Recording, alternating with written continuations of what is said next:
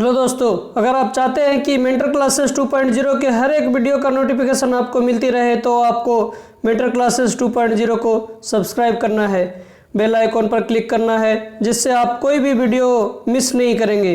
नमस्कार दोस्तों, मैं हूं रोहित कुमार और अपडेट के लिए आप हमें फॉलो कर सकते हैं फेसबुक पर। हमारे वीडियो आपको फेसबुक पर मिलेंगे ही, प्लस आप मेरा टेलीग्राम चैनल ज्वाइन कर सकते हैं बाय सर्चिंग मेंटर क्लासेस 2.0। अगर आप कॉम्पिटिटिव एग्ज़ाम की तैयारी कर रहे हैं तो आपके लिए सुनहरा मौका है। मेंटर क्लासेस 2.0 लाता है आपके लिए डेली करंट अफेयर्स, जिससे आप अपनी प्रिपरेशन और अच्छे से कर सकते हैं। तो चलिए शुरू करते हैं। सवाल नंबर 1, किस राज्य के मंडुआडीह रेलवे स्टेशन का नाम बदलकर बनारस रेलवे स्टेशन कर दिया गया है? ऑप्शन 1 मध्य प्रदेश, 2 गुजरात, 3 महाराष्ट्र, 4 उत्तर प्रदेश, 5 हरियाणा। इसका सही जवाब है दोस्तों ऑप्शन 4 उत्तर प्रदेश।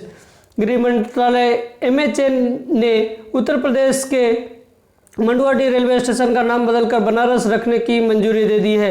2019 में पूर्व केंद्रीय मंत्री मनोज सिन्हा ने यूपी के मुख्यमंत्री योगी आदित्यनाथ को पत्र लिखकर मंडुआडीह रेलवे स्टेशन का नाम बदलने का अनुरोध किया था। मंडुआडीह वाराणसी में एक जगह है जो वाराणसी छावनी स्टेशन से लगभग 4 किलोमीटर की दूरी पर स्थित है।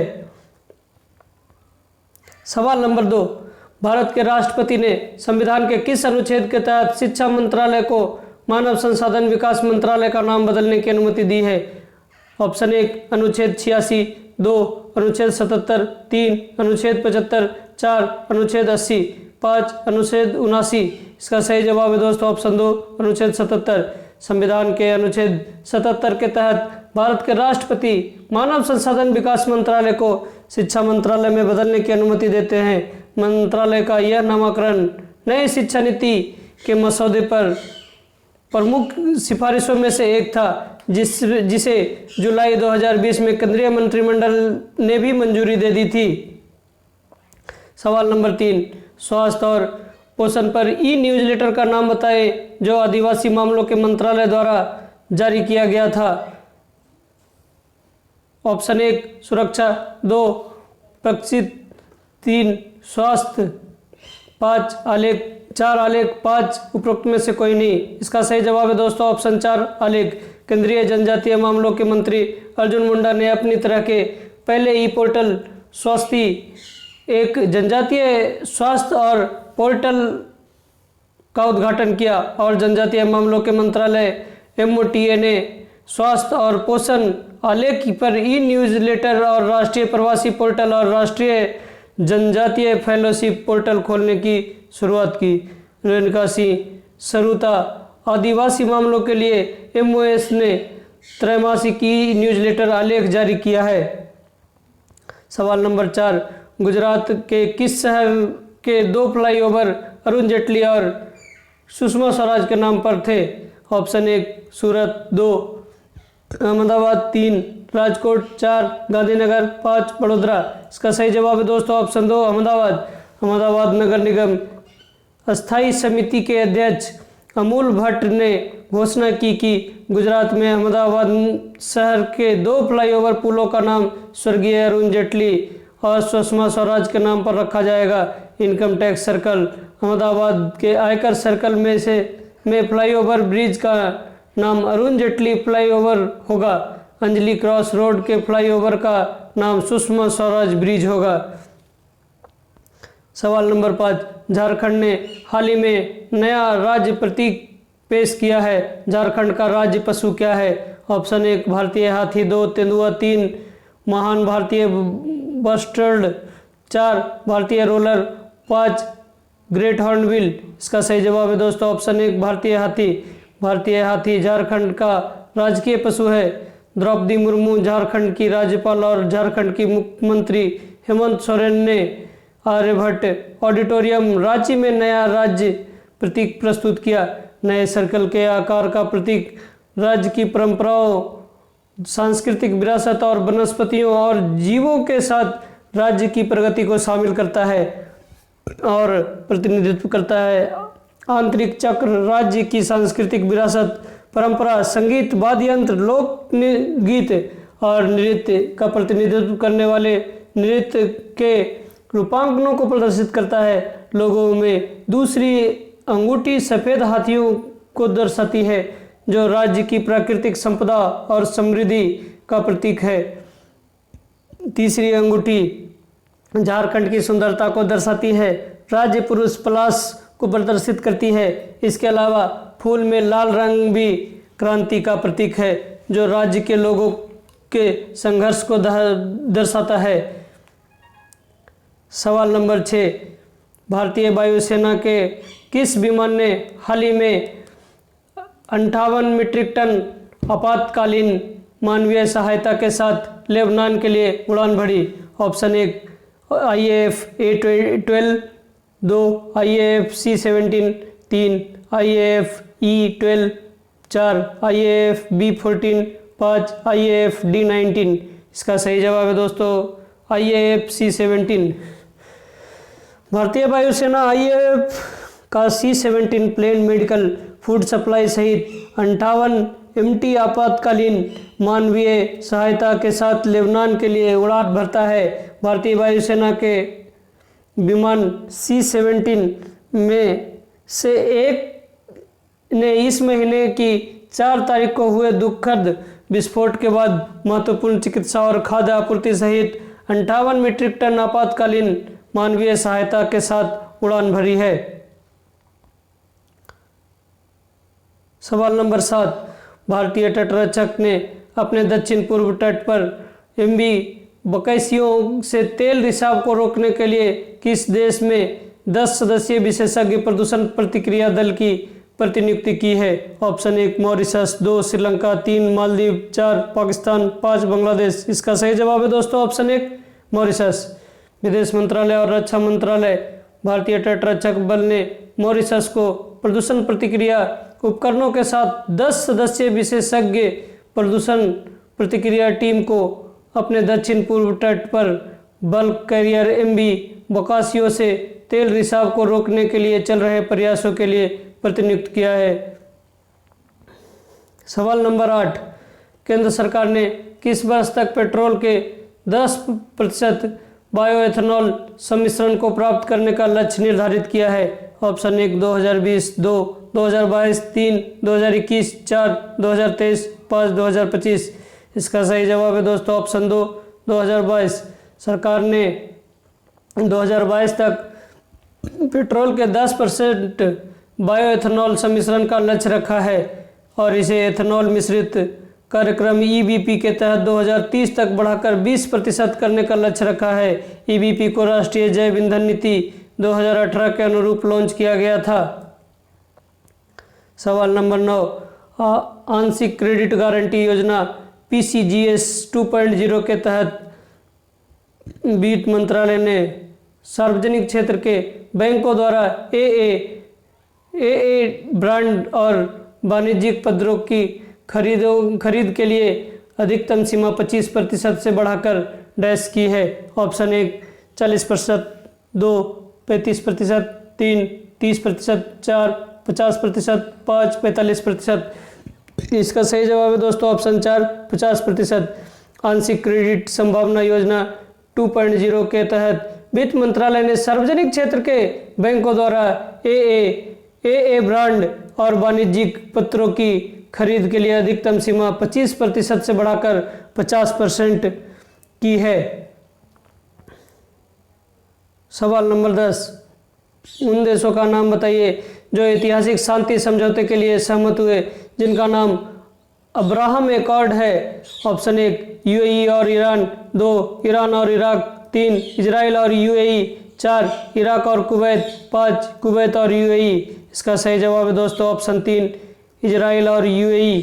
इजराइल के प्रधानमंत्री बेंजामिन नेतन्याहू और शेख मोहम्मद बिन जायद अबू धाबी के क्राउन प्रिंस और संयुक्त अरब अमीरात के उप सुप्रीम कमांडर इजराइल संयुक्त अरब अमीरात शांति समझौते या अब्राहम समझौते के लिए पूर्ण राजनयिक संबंध स्थापित करने के लिए सहमत हुए। यह घोषणा संयुक्त राज्य अमेरिका के राष्ट्रपति डोनाल्ड जॉन ट्रंप द्वारा की गई थी, जिन्होंने इस समझौते के मध्यस्थ के रूप में काम किया था।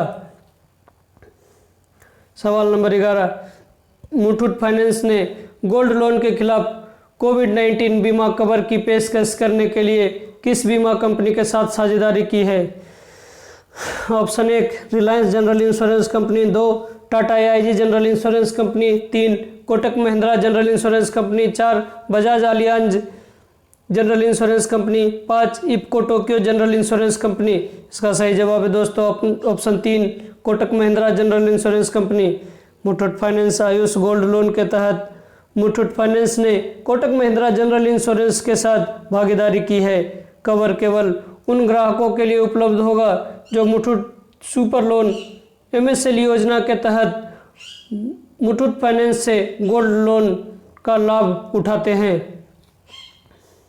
सवाल नंबर 12, किस राज्य ने गांवों और ग्राम पंचायतों में UPI के माध्यम से डिजिटल भुगतान सेवाओं को शुरू करने के लिए NPCI और केनरा बैंक के साथ समझौता किया है? ऑप्शन 1 तेलंगाना, 2 महाराष्ट्र, 3 आंध्र प्रदेश, 4 कर्नाटक, 5 गुजरात। इसका सही जवाब है दोस्तों ऑप्शन 3 आंध्र प्रदेश।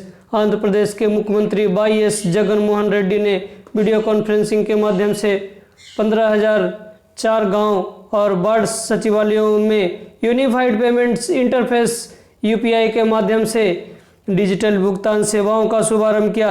आंध्र प्रदेश सरकार ने इस डिजिटल प्रक्रिया के लिए national payment corporation of India NPCI और केनरा बैंक के साथ गठजोड़ किया है।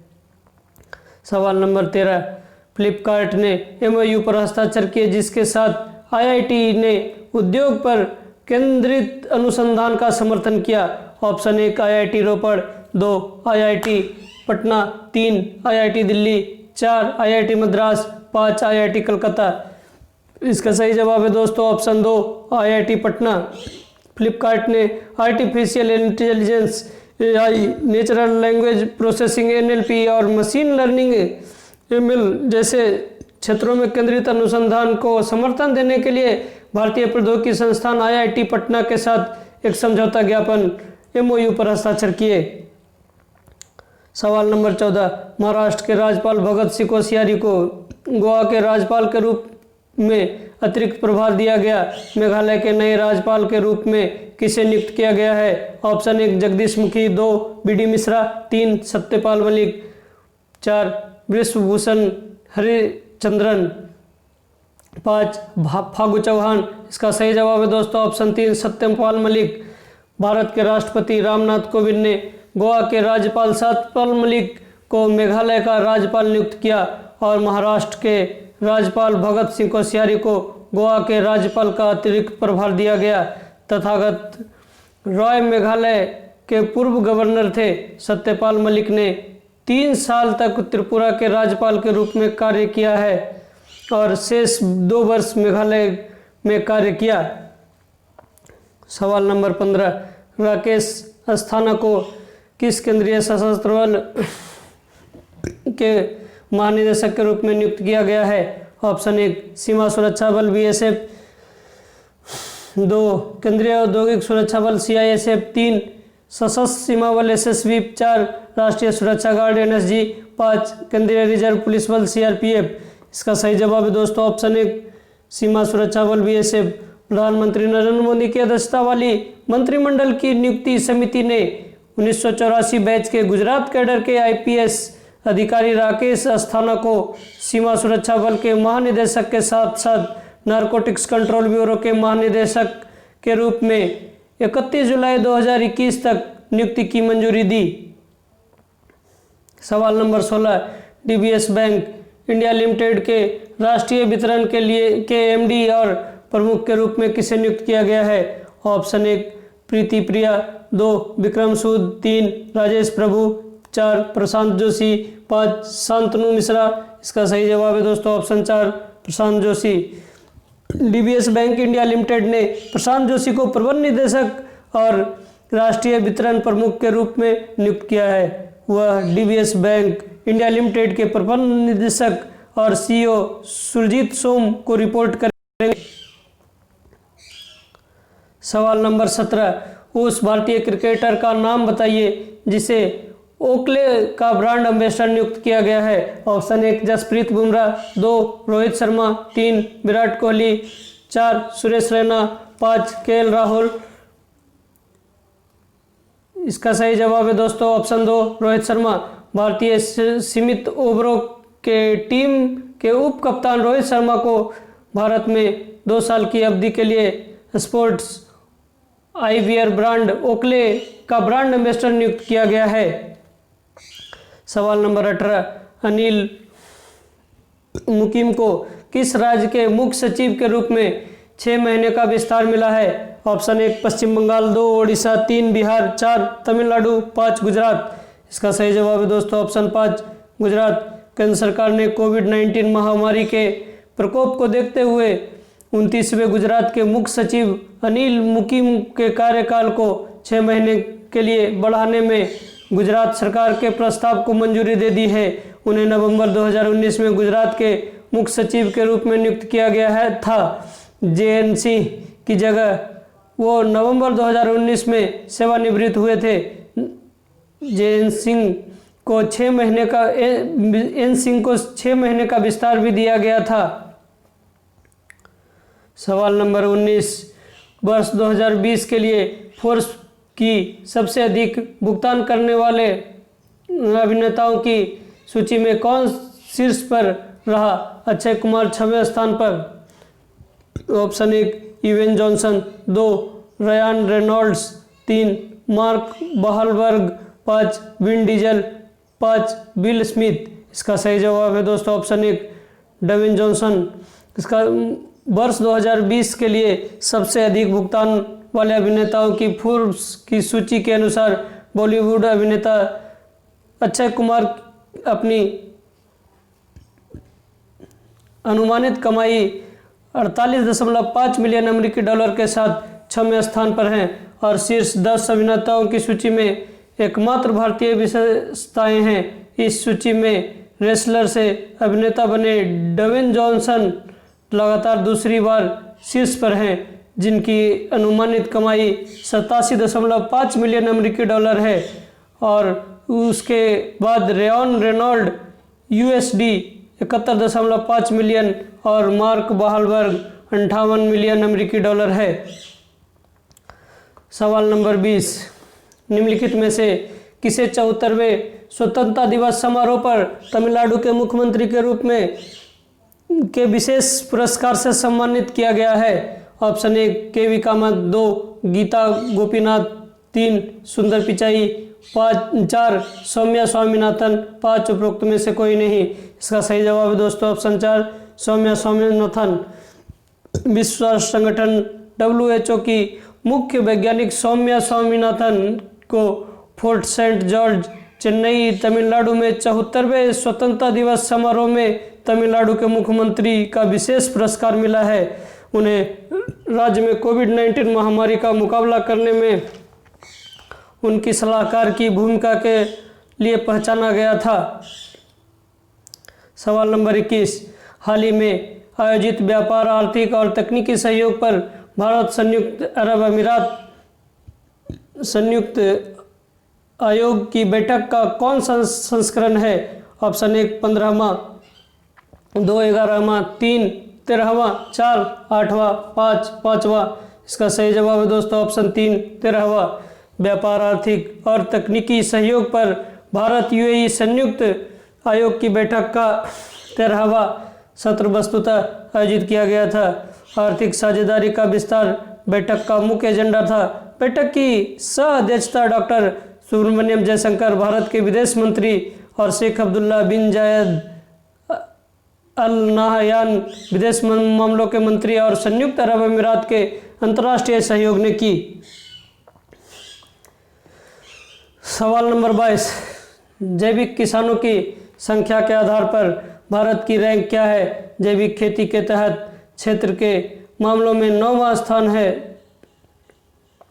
ऑप्शन 1 9, 2 7, 3 5, 4 1 5 12। इसका सही जवाब है दोस्तों ऑप्शन 4 1। कृषि और किसान कल्याण मंत्रालय के अनुसार भारत जैविक किसानों में पहले स्थान और जैविक खेती के तहत क्षेत्र में 9वें पर है। सिक्किम पूरी तरह से जैविक बनाने वाला दुनिया का पहला राज्य था और त्रिपुरा और उत्तराखंड सहित अन्य राज्यों ने एक ही लाइन पर होने का लक्ष्य रखा है। सवाल नंबर 23, क्रिकेटर लॉरा एलेक्जेंडा मार्श जिन्होंने हाल ही में संन्यास की घोषणा की, वह किस राष्ट्रीय टीम के लिए खेले? ऑप्शन 1 दक्षिण Africa, 2 Ireland, 3 England, 4 New Zealand, 5 Australia.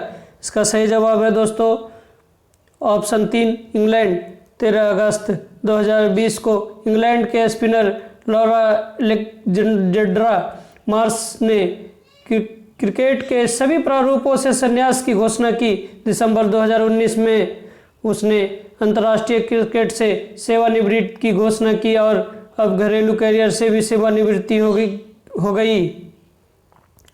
सवाल नंबर 24, किस कंपनी ने 13वें संस्करण के आईपीएल प्रायोजन अधिकार प्राप्त किए हैं जो यूएई सितंबर 2020 में आयोजित होने जा रहे हैं? ऑप्शन 1 वीवो, 2 ड्रीम 11, 3 अकादमी, 4 टाटा सन्स, 5 वाईजुके। इसका सही जवाब है दोस्तों ऑप्शन 2 ड्रीम 11। भारतीय क्रिकेट कंट्रोल बोर्ड ने चीनी मोबाइल निर्माता वीवो के प्रायोजन से बाहर निकलने के बाद इंडियन प्रीमियर लीग 2020 के शीर्षक प्रायोजन के अधिकार को काल्पनिक क्रिकेट लीग प्लेटफॉर्म ड्रीम 11 को प्रतिवर्ष 234 करोड़ रुपए की औसत बोली के साथ प्रदान किया है। आईपीएल 2020 का आयोजन 19 सितंबर से 10 नवंबर 2020 तक यूएई संयुक्त अरब अमीरात में होना है।